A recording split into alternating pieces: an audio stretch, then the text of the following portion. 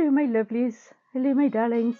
Are y'all having a good week? I'm just a girl, a wonderful girl, and the sweetest one in town. Can search for miles around, and no one like me can be found.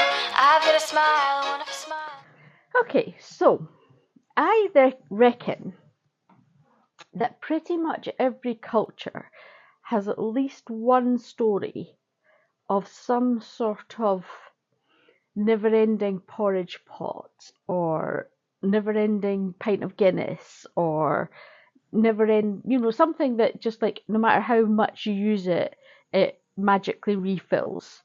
I think I've heard lots of different versions over the years, and I think I have accidentally purchased a magic never-ending bolt of fabric, because I bought this bolt of fabric about 3 years ago, and I think I got it from Facebook Marketplace, and I mean I definitely paid less than £20 for it. And so far I've made my daytime pyjamas with long trousers and shorts. I've made my Victorian fan skirt pinafore, which is, quite swooshy, so that's a lot of fabric in that skirt. And this dress that I'm wearing that I showed you last week, which again, reasonable amount of fabric in it. And yet here we are, still going. And I've actually cut out 2 panels to pre-wash for another dress, and yet that is still a reasonable amount of fabric left. I mean, I just think it might be magic. I think it might be a never-ending magic bolt of fabric. I mean, I'm not mad. I love the fabric. I love the colours. It's brushed cotton. It's comfy. It's cozy. I love it. It's just, I just seem to always, no matter how much I make, there still seems to be more fabric. I mean, I'm sure one day it will run out. But yeah, a never-ending bolt of fabric. So that's what we're going to use today, or this week. So I've got a thread that's, I saw a dress that I really like the look of. As we know, I like to wear a dress. I like to sort of float about in dresses. I'm more comfortable. And I've also realised that I need more kind of soft, easy stuff in the house. I quite often make dresses and things for going places and things, and I don't go many places. I'm in the house most of the time. So I want another comfy dress for moogling about the house.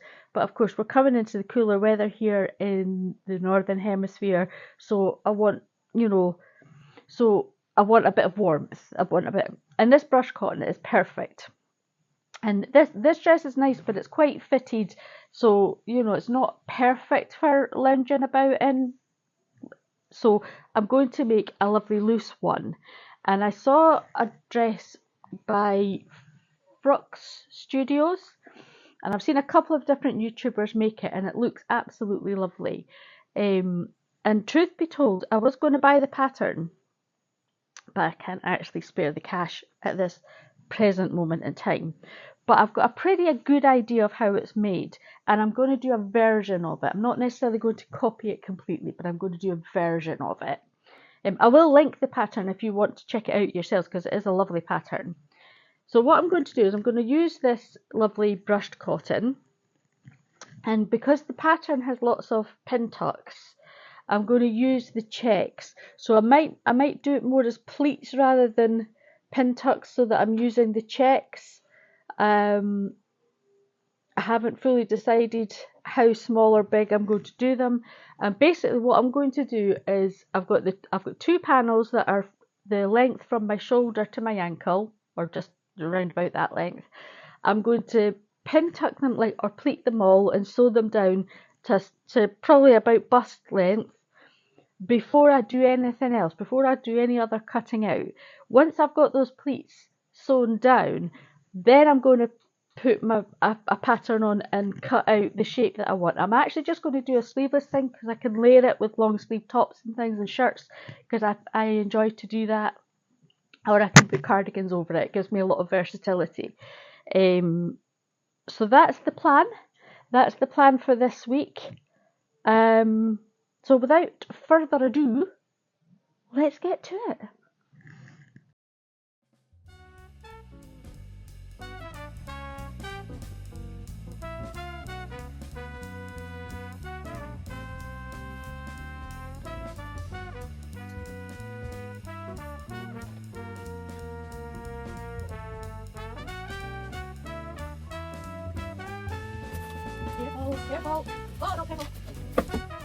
So once the cat's finished trying to destroy my sitting room, she just about had all the baskets off the top of that bookcase. I'm finding the middle point of this bit of fabric because I'm doing the pleats going towards the sides, coming from the middle. So each side, so from the middle, the pleats point towards the side for each side.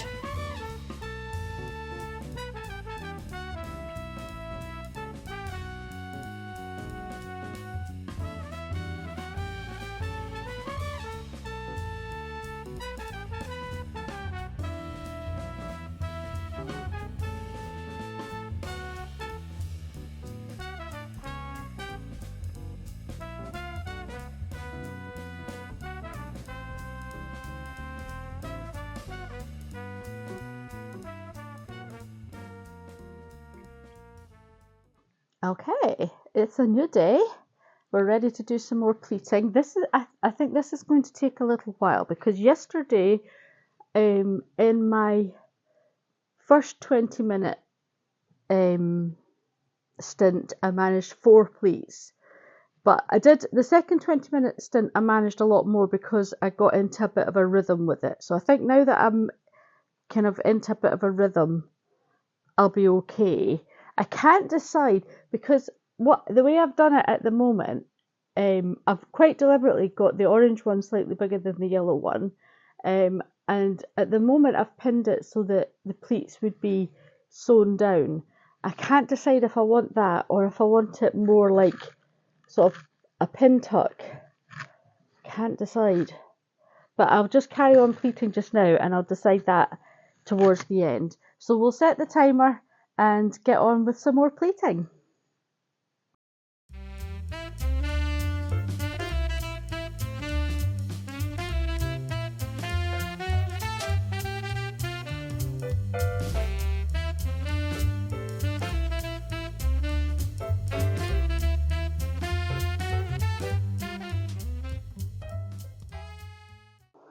Hello, my darlings.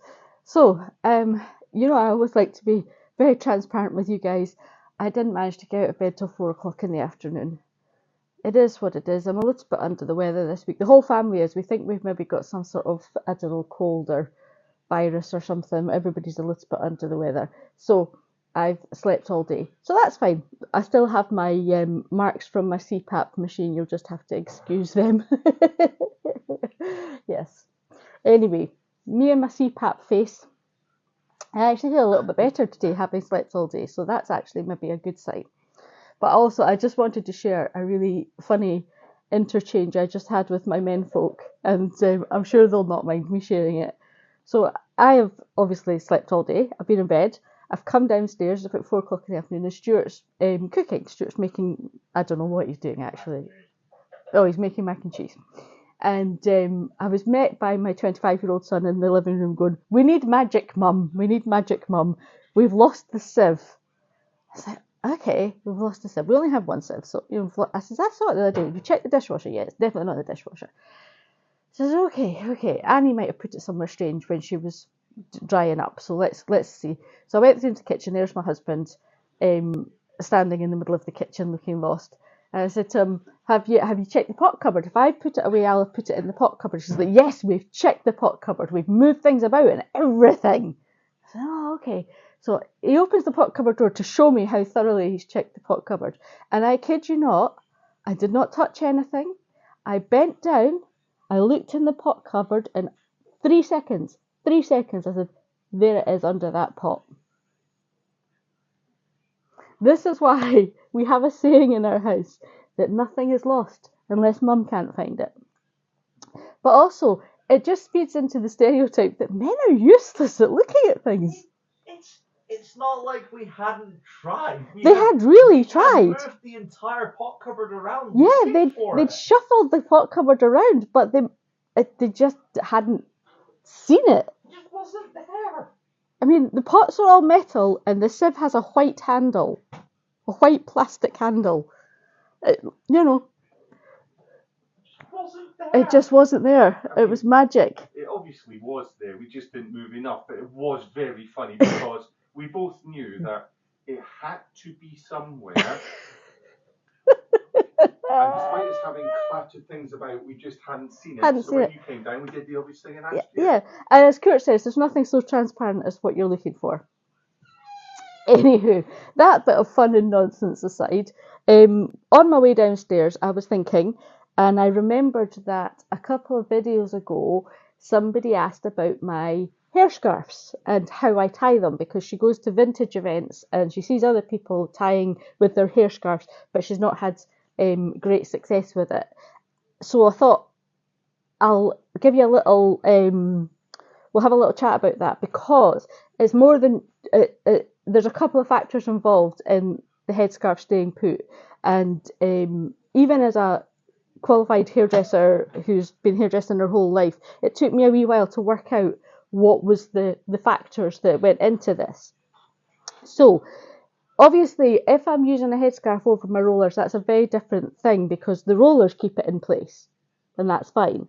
But if I'm wearing a headscarf because I haven't done my hair in a while, and it's a mess, or I just want my hair out my way because I'm doing something and I want it out my way, or in fact I actually sleep with a headscarf on every night because having curly hair, it cuts down on the frizz, and also I sleep with the breathing mask, so it just keeps everything contained. So here's a couple of thoughts on the headscarf.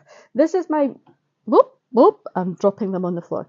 This is my favourite headscarf, the one that you'll probably see the most of.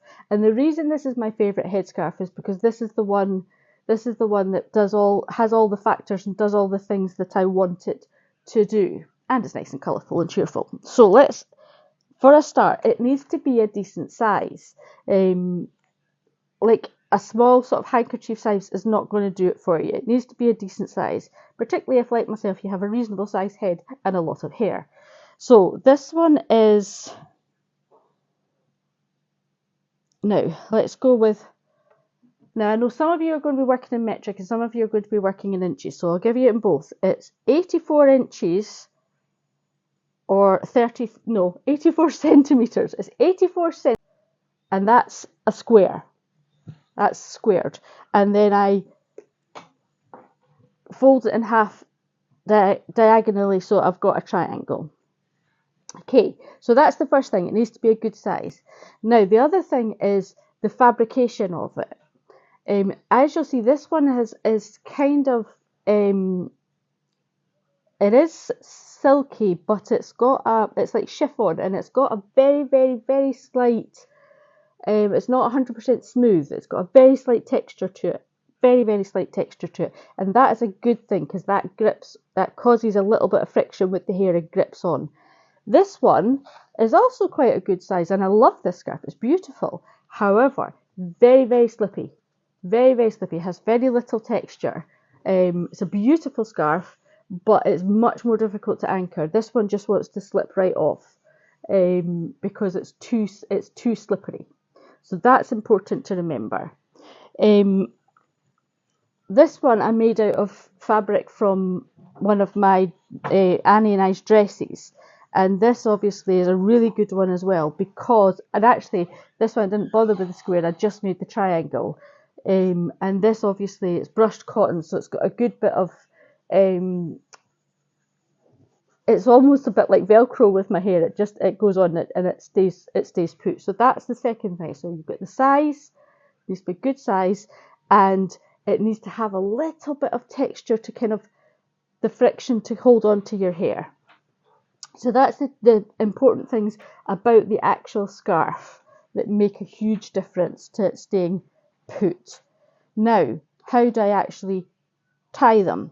So there's a couple of things. As I said, when I'm putting them over my rollers, that's a different thing, and it's much easier. So we've got our scarf thingied over into a triangle. Now what I do with the front of my hair very much depends on why I'm tying my scarf. If I'm tying my scarf because I want my hair all out the way, or my hair really needing done, it's a mess, then I'll gather up my, what I call fringe and probably half the world calls bangs. I gather that up. Half the world is wrong. Yep, I gather it up and I twirl it round my finger like that, and I put what we call Kirby grips and Americans call bobby pins. Americans are wrong. Americans are wrong.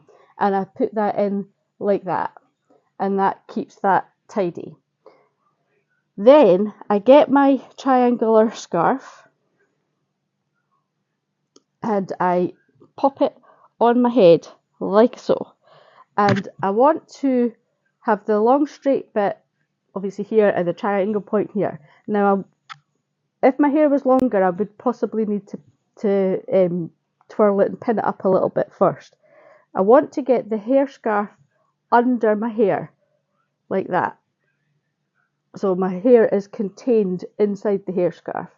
And then we pull it up to the top and make sure all the hair is tucked in, pulled up to the top with the little triangle down here. So you've got all your hair tucked in under, and that in itself helps to keep the hair scarf in place. And we tie. Now, here's the next point that's really important. This looks cute. Is do not tie it too tight. There's a natural desire when you want something to stay in place to make it tight, and that actually is going to make it worse because that's going to make it rise up off the back of your head, because it's too tight. So don't tie it too tight. Tie it just tight enough to hold, just tight enough. It's really, I can still get my fingers in here and move it about. And then we flip this little triangle back like that, and then make our bunny ears for our bow on the top.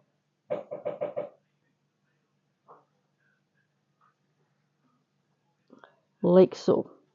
Now, a good thing that really helps to anchor this and make it look sweet is I've got quite big Kirby grips, but they're good sort of strong ones. And what I do is I get these little floppy bits and I sort of put them where I want them, and then I use a Kirby grip and I get in under my hair and that bit loop of the bow, and I Kirby grip it in. So you can't see the Kirby grip, but it's actually doing a good job of anchoring. And I do that on the other side. I'm using my camera as a mirror, which isn't ideal. There we go. And then we tuck in any bits that are sticking up. Now we can stop there, and that's superb.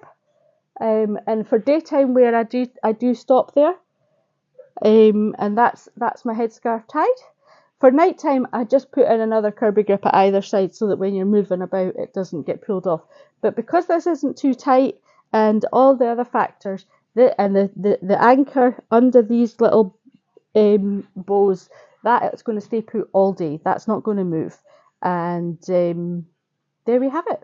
I hope that's helpful to some of you. I know it doesn't apply to many of you, but I hope it's helpful to some of you. And now we'll get on with some crafty stuff. Right, so I'm just going to keep this scarf in now because it's in and I can't be bothered doing anything with it. And actually when I'm sitting back in my chair, it'll be easier with my hair. So yesterday I managed to finish the first panel and pin down all the pleats on the first panel. I think I've decided that I like the look of the sewn down pleats rather than the loose pleats, because it's going to be going over my bust and I'm a little bit busty, so I think I'm going to go ahead and sew them down rather than do them as pin tucks. So I think what I'm going to do before I move on to the second panel is I'm actually going to baste these all down and take the pins out so that It's just a little bit easier to put through the machine and maneuver, and it's going to keep everything in place while I do it. So I think today the first 20 minutes is going to, well, actually probably every 20 minutes that we manage today is going to be spent basting down these, because this might take me a while. It took me a while to pin them, and I think it's going to take me a while to baste them down. So that might be all we get done today, because as I said, I've got up late and I'm not terrific. So let's get going. So just before we get on with some crafty stuff, I wanted to show you this. Look at this. Look what's in my current project basket. A whole cat. This is how my girls like to sit when I'm sewing and things. I'm here, so they're here. Oh, she's off.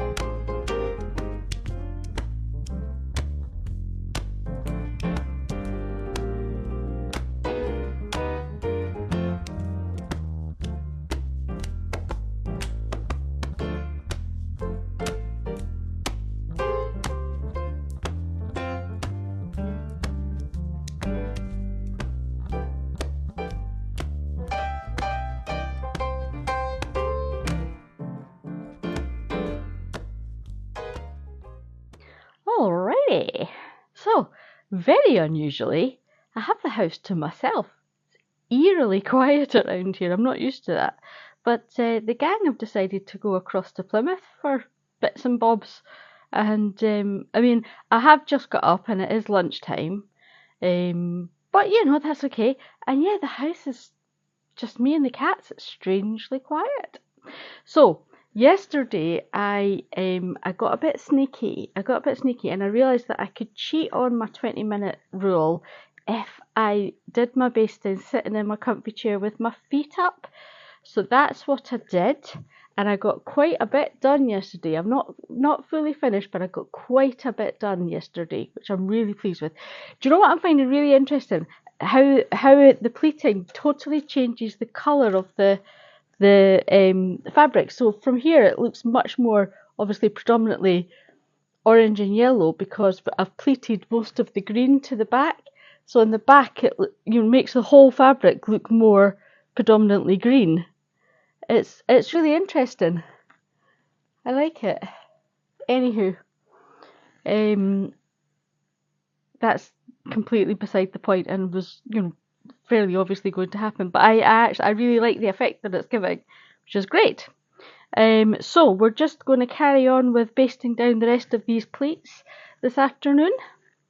I'm going to sit and watch whatever I want on the telly, because it's a Saturday afternoon and everybody's out, and that means I don't have to watch the football. Love it. So that's what today holds. Let's get to it.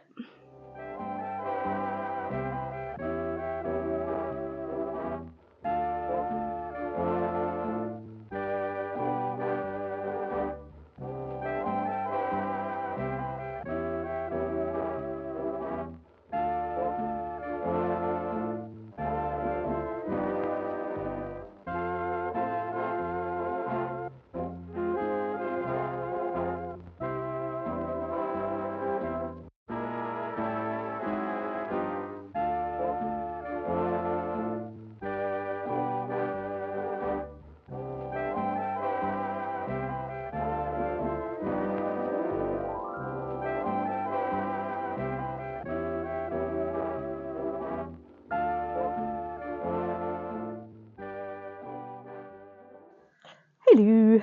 Right. So it is now Monday. Monday? Yes, no, it's not Monday. It's Tuesday. Oh my gosh, it's now Tuesday. So I think I last checked in with you guys on Saturday, And I just spent Saturday, Sunday, and little bits of yesterday. I didn't do a huge amount yesterday. Pleating and basting. So now I have the back panel and the front panel all pleated and basted down. The next job is to actually run them through my machine. Well, the next job is to decide how far down I want because I've actually pleated a little bit further down than I thought I wanted it, just to be safe. But actually, that's not bad actually. I think that might almost be about right.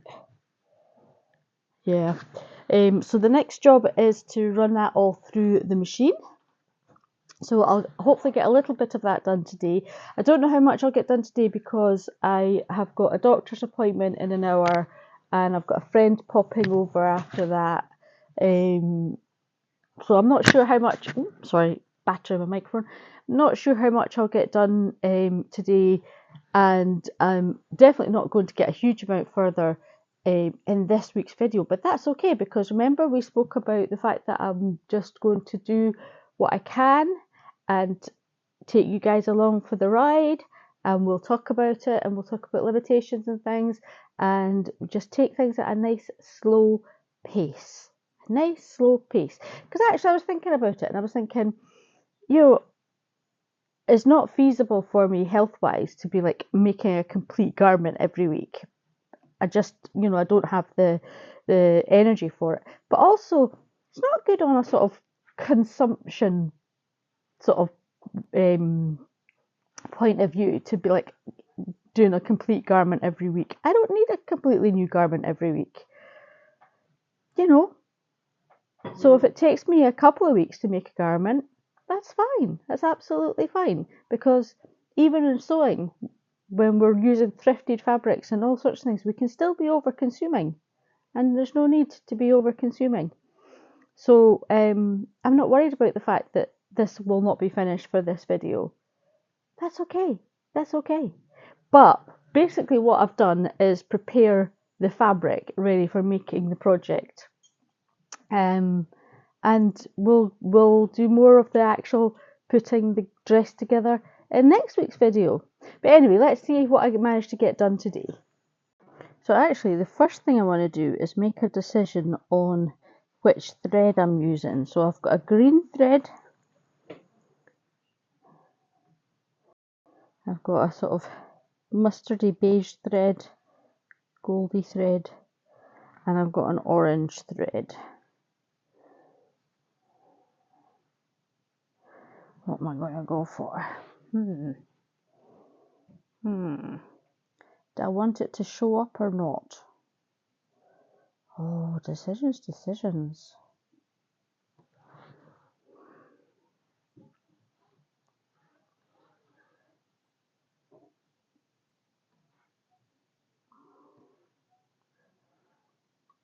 I feel like I might want to pull in the...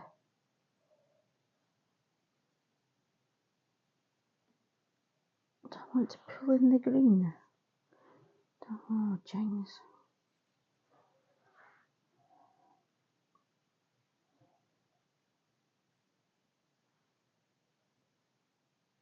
No, I think I'm going to go with the green because I've taken so much of the green out with the pleats that that'll just be a little nod to bringing the green back in. I think that's what I'm going to do. Oh, such a big decision. I think that's what I'm going to do. Right, so I made a start on... Oh, good morning. Hello. New day. I made a start on sewing down these pleats. Do you know, I could have sworn I'd done it from the other side. Oh, I had done it from the other side.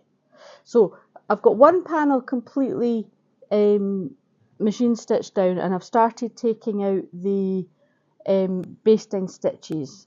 And I thought I'd just show you what I decided to do, because I decided when I got down to the bottom of each row not to do a reverse stitch because I didn't want that showing on the front.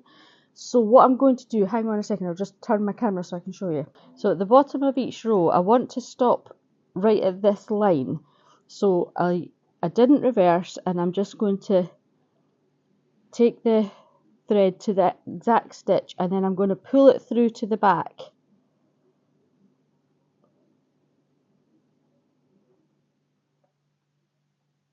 Oh, come on. I'm going to use my pin. I might have to actually thread up a needle to get it through, but I was hoping I would just be able to pull it through like I do when I do, there we go, when I do a buttonhole. It would probably help if I had my glasses on. I would be able to actually see what I was doing. So there we go, right, so we've pulled both threads through to the back, and then we're just going to knot them off like we do when I'm doing a dart or a buttonhole, and that way I don't have to reverse stitch, which would look just, you know, just not quite so clean on the front. No, I mean, it doesn't really matter. I could have just done a reverse stitch, but I just thought sometimes when you do reverse stitch and it's not perfectly on top of the other stitch, it just looks a wee bit messy, and I didn't want that at the bottom of every single pleat. So I'm just going to do that, finish them off like that. Also, I have done the machine sewing enough in from the edge that it almost gives like a pin tuck feel, although it's a sewn down pleat. It's kind of a, I don't know, a bit of a best of both worlds, I think, and I'm hoping that that'll look okay. We'll see how it goes.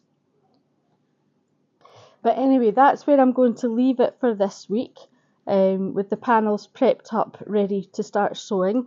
And I'm just going to keep on taking out this basting and machine stitch down the other panel. And then next week we will actually cut out and make the actual dress. So as usual, thank you so much for joining me this week.